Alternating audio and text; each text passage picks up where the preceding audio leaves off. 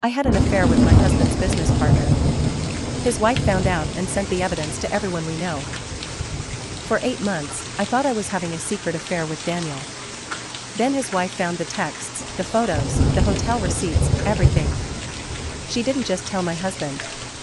She sent a 47-page dossier to my parents, my boss, my friends, our church, and posted it online. My life imploded in 24 hours. The subject line read, "Regarding your wife, evidence attached." I was at my desk at work when the email arrived. 9:47 a.m. on a Thursday. From an address I didn't recognize, lread2847@protonmail.com. I almost deleted it. Spam, probably. Or a phishing attempt. But something made me open it. Dear Jessica, by the time you read this, your husband David has received an identical email. So have your parents, your employer, your pastor, and approximately 47 other people in your life. Attached is a comprehensive dossier documenting your 8-month affair with my husband, Daniel Reed.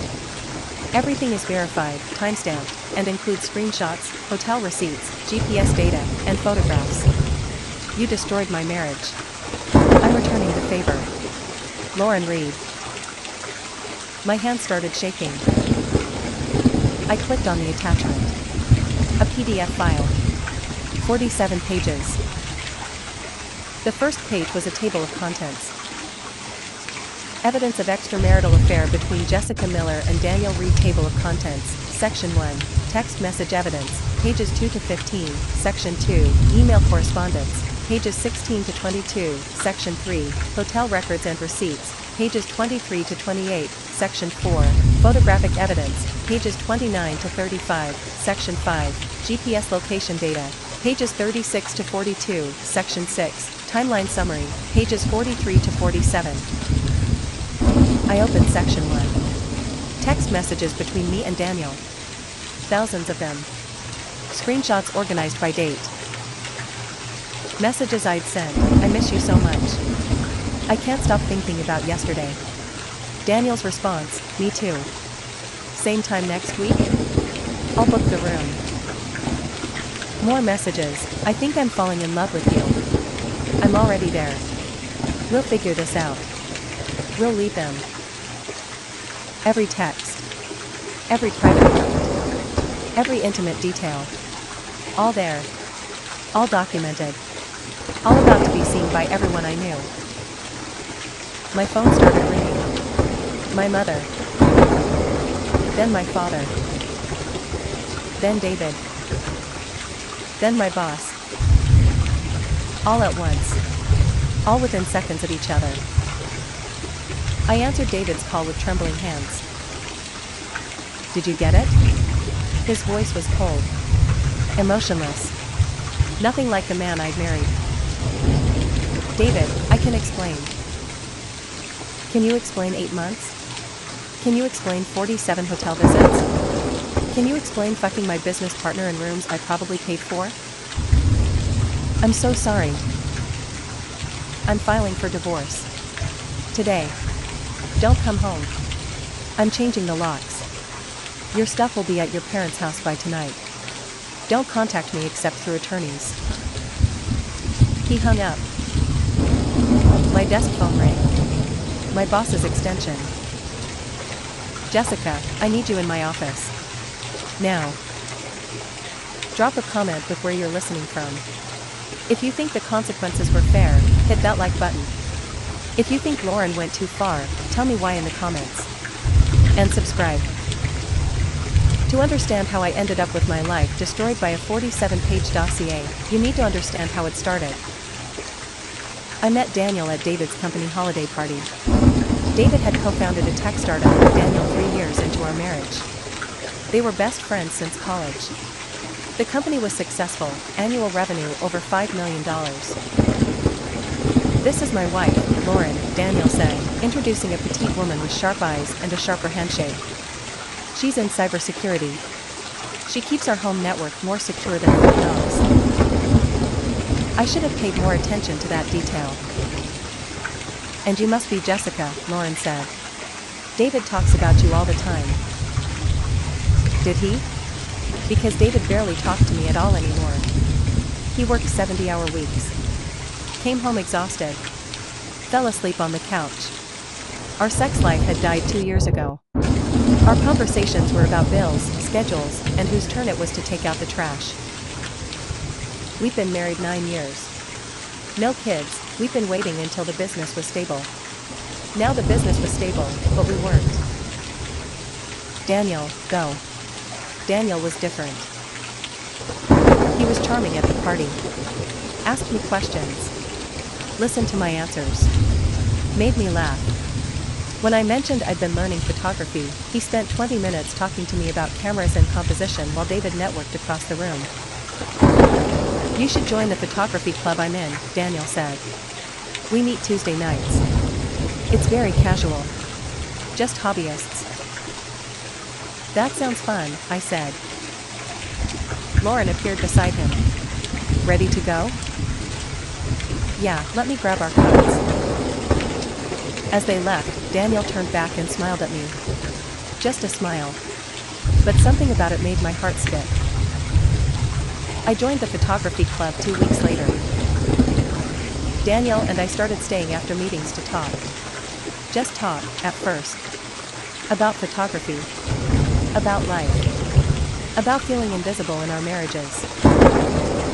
Lauren is brilliant, Daniel said one night over coffee after a meeting. But she's always working. Always analyzing systems, finding vulnerabilities, fixing security issues. I feel like I'm just another system she's monitoring. I know exactly what you mean, I said. David treats me like part of his schedule. Wife time, 30 minutes, Tuesday and Thursday evenings. Daniel laughed. Then reached across the table and touched my hand. You're amazing, Jessica. You know that, right?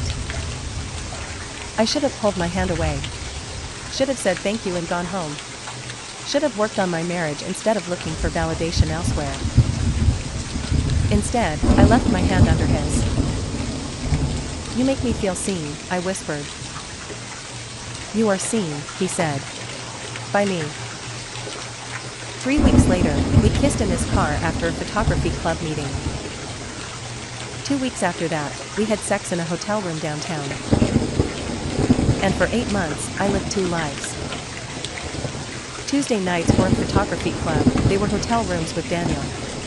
Working late meant afternoon meetings in cheap motels. Business trips David took meant Daniel and I had entire weekends. We texted constantly. Called when our spouses were at work. Sent photos. Made plans to eventually leave our marriages and be together. I love you, Daniel said one afternoon in bed. I love you too, I replied. I convinced myself it was real. That we were soulmates trapped in wrong marriages. That this was justified. That David's neglect excused my betrayal. I was wrong about everything. I never found out exactly how Lauren discovered the affair. But later, when I pieced it together from the dossier and from things Daniel told David, I learned this. Lauren noticed Daniel's behavior change. He was distant. Secretive with his phone. Working late more often. Coming home smelling like cologne he didn't own. So she did what she does professionally, she investigated. She installed monitoring software on their home router. Captured all his internet traffic. Recovered deleted text messages from cloud backups.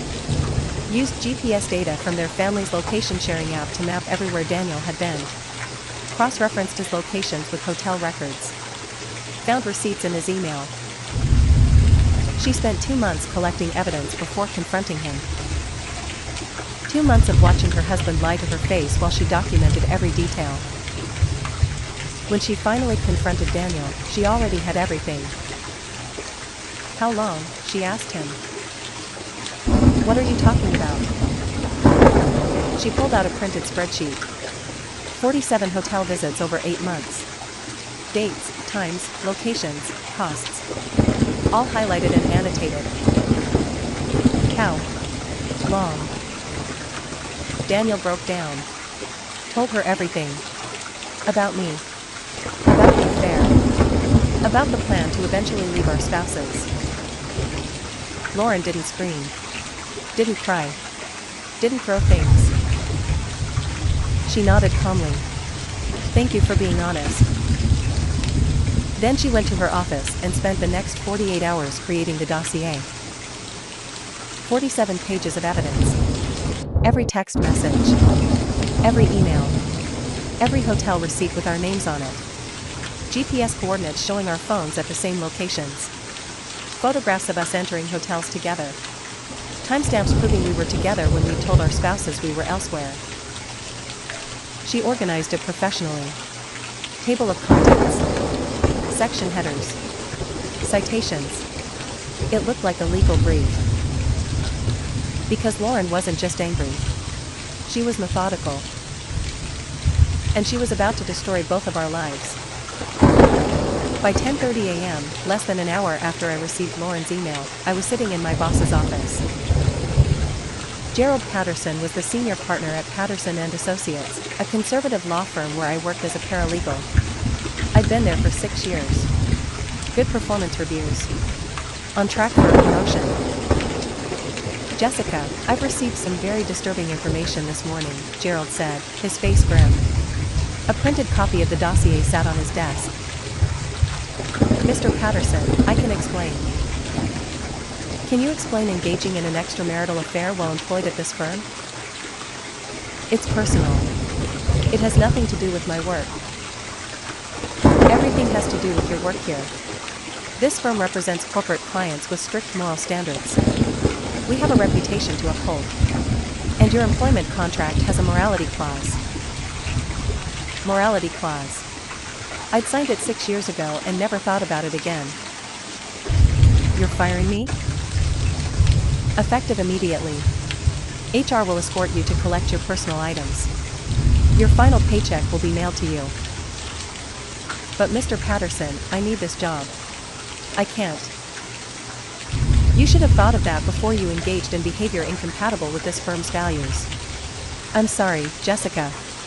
But this is not negotiable.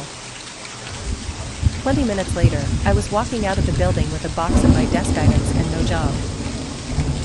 My phone had been ringing non-stop. My mother finally got through. How could you, she sobbed. How could you do this to David? To us? To yourself? Mom, please. Your father and I are humiliated. Humiliated. Pastor Williams called me this morning. He received an email with photographs of you and that man. How am I supposed to show my face at church? I'm sorry, Mom. I made a terrible mistake. A mistake is forgetting someone's birthday. This is. I don't even know what this is. Your father doesn't want to talk to you. I don't want to talk to you. Don't call us. We need time. She hung up. My best friend since college, Sarah, texted me, I can't believe you did this to David. Don't contact me again. My cousin Rachel, you're disgusting. Someone from church, you should be ashamed.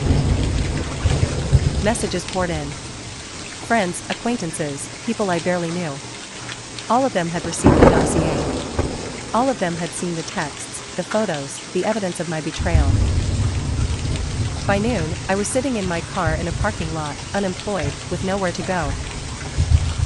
David had texted, your things are being delivered to your parents' house at 4 p.m. Don't come to our home. Divorce papers will be served within a week. I called my parents. My mother answered.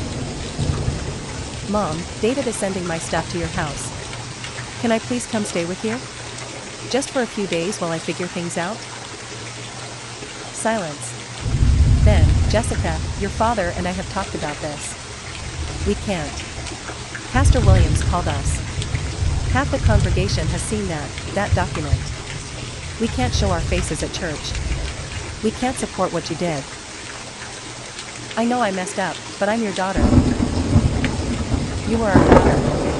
Right now, you're the woman who destroyed her marriage and humiliated her family. Your father won't even talk to me about this. He's so angry with both of us. I'm sorry, Jessica. But we can't help you. We can't.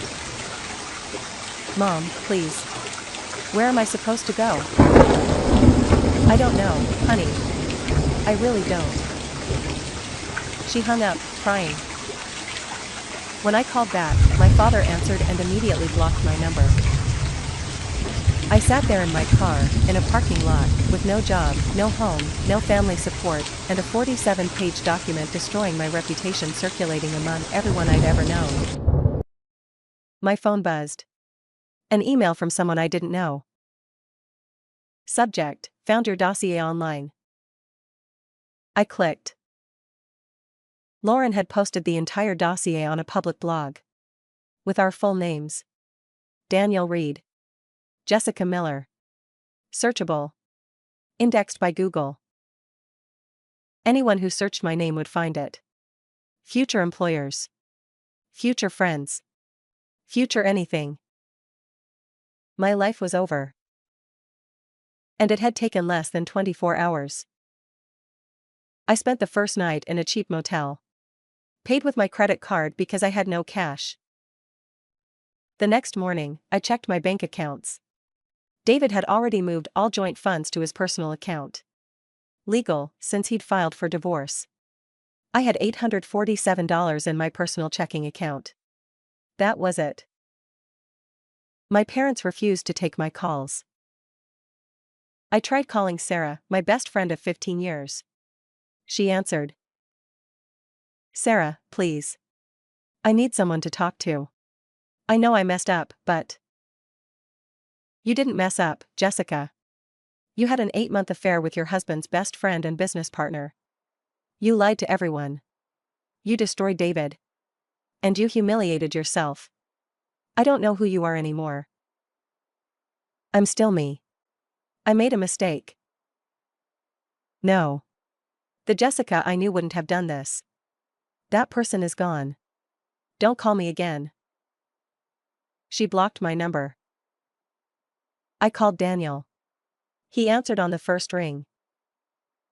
Jessica, we shouldn't be talking. We shouldn't be talking? Daniel, your wife destroyed my life. She sent that dossier to everyone. I lost my job. My family won't speak to me. I'm living in a motel. Where are you? I'm staying with my brother. Lauren kicked me out. But Jessica, she's right. What we did was wrong. I'm not leaving Lauren. I'm going to try to fix my marriage. I couldn't breathe. You said you loved me. You said we'd be together. I was wrong. We were both wrong. This was a fantasy. I have kids, Jessica. I have a family. I can't throw that away. But you could help me throw away mine? Silence. I'm sorry. I really am. But we need to stop contact. My lawyer says. Your lawyer? You have a lawyer? What about me? What am I supposed to do? I don't know. I'm sorry. Goodbye, Jessica. He hung up. Blocked my number. The man I'd destroyed my marriage for, the man I'd risked everything for, the man who'd said he loved me, he abandoned me the second the consequences hit. I spent that week trying to find work. Applied to 30 jobs. Got rejection emails from all of them within hours. They'd Googled my name. Found the dossier. Decided I wasn't worth the risk. The motel cost $65 a night. My money was disappearing fast. On day 5, I called Lauren. I don't know why. Desperation, maybe. Or hoping for some kind of closure. She answered. What do you want, Jessica? I want you to take down the blog. Please. It's ruining my life. I can't get a job. I can't. Good. What? I said good. You destroyed my marriage. You slept with my husband for 8 months. You lied to your own husband, who was my husband's best friend and business partner. You deserve everything you're getting. I know I made a mistake, but this is too much. Please. I'm begging you. Take it down. No. You wanted everyone to see how special you and Daniel were? Now everyone can see. They can see exactly what you did. Every lie. Every betrayal. Every hotel room. That blog stays up forever. And every time someone searches your name, they'll know exactly who you are. Lauren, please. Goodbye, Jessica. Don't call me again. She hung up.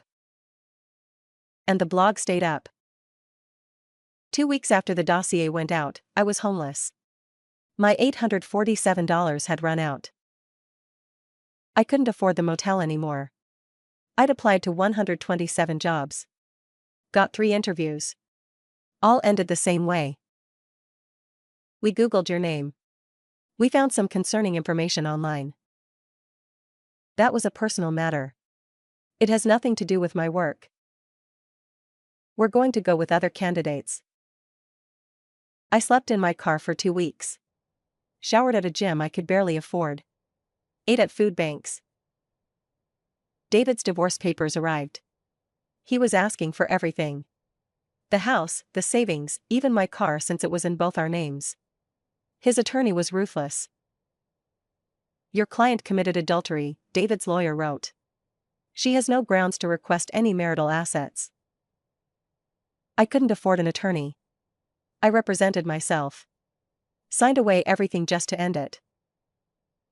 Daniel, meanwhile, was fine. David had forced him out of the business, but Daniel landed a new job within 3 weeks. Director of engineering at a competing firm. $180,000 salary. Because he was a man in tech. His affair was seen as a personal mistake that didn't affect his professional abilities. I was a woman in conservative law. My affair meant I was morally unfit for employment anywhere. Lauren and Daniel were trying to work on their marriage. I saw on Facebook, one of the few people who hadn't blocked me shared a screenshot. They were in couples therapy. Lauren had taken down some of the most explicit photos from the blog but left all the text messages, timeline, and hotel receipts. For accountability, she'd written. My parents still wouldn't speak to me. I had no friends. No family. No job. No home. I thought about ending it all. Seriously considered it. Sat in my car one night with a bottle of pills, thinking about how easy it would be to just stop existing. But something stopped me. Maybe it was survival instinct. Maybe it was spite. I refused to let this destroy me completely. Maybe it was the small voice in my head that said, you did this. You fix this. So I started over. From zero. I moved to a different city. 2 hours away. Where no one knew me. I changed my legal name. Jessica Miller became Jessica Morgan. It cost $435 I didn't have. I put it on a credit card. The blog was still up under my old name, but a name change bought me time. I got a job as a waitress. Then a second job cleaning offices at night. Worked 14-hour days. Saved every penny. I rented a room in a house with 3 other people. $400 a month. It was tiny, but it was shelter. Slowly, painfully, I rebuilt. After a year, I'd saved $8,000. Enrolled in an online certification program for project management. Something where my past wouldn't matter as much. I joined a support group for people recovering from affairs. Listened to other stories. Told mine. Started to understand the depth of what I'd done. I destroyed my husband, I told the group one night. I destroyed his trust, his friendship with Daniel, his business partnership. He didn't deserve any of it. He was a good man who worked hard to build a life for us, and I repaid him by sleeping with his best friend. Saying it out loud, owning it completely, was the first step toward actually healing. 2 years after the dossier, I was working as a project coordinator at a small marketing firm. I'd been honest in my interview. I need to tell you something. My previous name was Jessica Miller. If you Google that name, you'll find information about an affair I had. It's all true. I made terrible choices that hurt a lot of people. I've spent the last 2 years working on myself, and I understand if you don't want to hire me. The owner, a woman named Patricia, looked at me for a long moment. Everyone deserves a second chance, she said. Can you do this job? Yes. Then you're hired. I cried in the parking lot after that interview. 3 years after the dossier, I met someone. Marcus. He was a teacher. Kind. Patient. On our third date, I told him everything. Showed him the dossier that was still online, not every page, but the timeline, the texts, the hotel receipts. Lauren had never taken down the core evidence. That's who I was, I said. I'm not proud of it. But I won't hide from it either. We've all done things we regret, Marcus said. The question is, who are you now? I'm someone trying to be better. That's enough for me. We got married a year later. Small ceremony. No fanfare. Just us and a few of his friends who became my friends. My parents never reconciled with me. My mother died 2 years ago without ever speaking to me again. My father sent a text, Mom passed. Funeral is Friday. Please don't come. I didn't go. Some bridges, once burned, can never be rebuilt. My name is Jessica Morgan. I'm 38 years old. I work as a senior project manager at a marketing firm. I've been married to Marcus for just over a year. 5 years ago, my life was destroyed in 24 hours by a 47-page dossier documenting my 8-month affair. The dossier is still online, not every page, but enough.